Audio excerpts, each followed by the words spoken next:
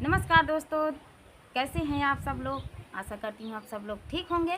तो आज हम आप सबके बीच लेकर आए हैं एक प्यारा सा चुटकुला नाच गीत। चुटकुला नाच गीत बहुत ही प्यारा है, पति पत्नी का नोक झोंक है।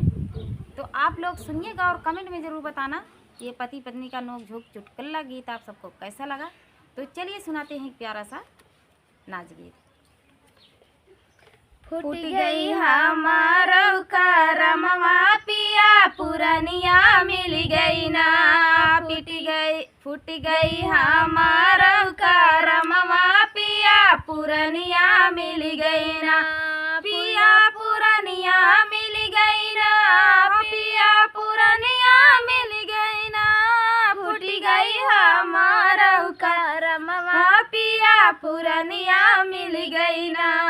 फूट गई हमारो करमवा पिया पुरनिया मिल गई ना। फूट गई हमारो करमवा पिया पुरनिया मिल गई ना।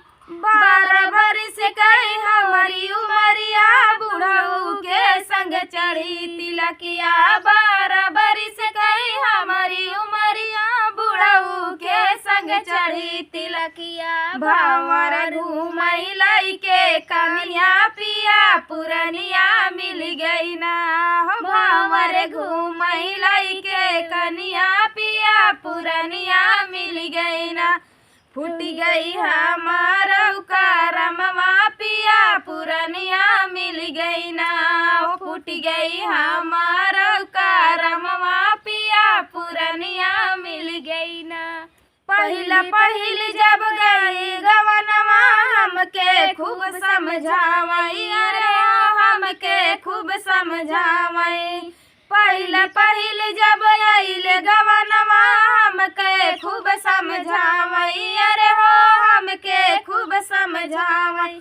हुक्का पिए लदुई नौ जुनिया पिया पुरनिया मिल गई ना। हुक्का पिए लदुई नौ जुनिया पिया पुरनिया मिल गई ना। फूट गई हमारो करमवा पिया पुरनिया मिल गई ना। वो फूट गई हमारो करमवा पिया पुरनिया मिल गई ना। दांत टूट गई बाल पाकी गई आँख से गिरे लपनिया, अरे आँख से गिरे लपनिया। अरे दांत टूट गई बाल पाकी गई आँख से गिरे लपनिया, अरे हो आँख से गिरे लपनिया। बैठई खासई दुई नौ जुनिया पिया पुरनिया मिल गई ना। बैठई खासई दुई नौ जुनिया पिया पुरनिया मिल गई ना। फूट गई हमारो करमवा पिया पुरनिया मिल गई ना। फूट गई हमारो करमवा पिया पुरनिया मिल गई ना। जाऊ केहू से बोलत देखई हमके कहई नगिनिया, अरे हो हमके कहई नगिनिया।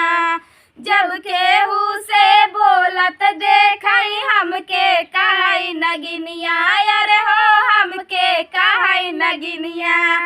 फूट गई हमारो जिंदगनिया पिया पुरनिया मिल गई ना। फूट गई हमारो जिंदगनिया पिया पुरनिया मिल गई ना। हो फूट गई हमारो करमवा पिया पुरनिया मिल गई ना।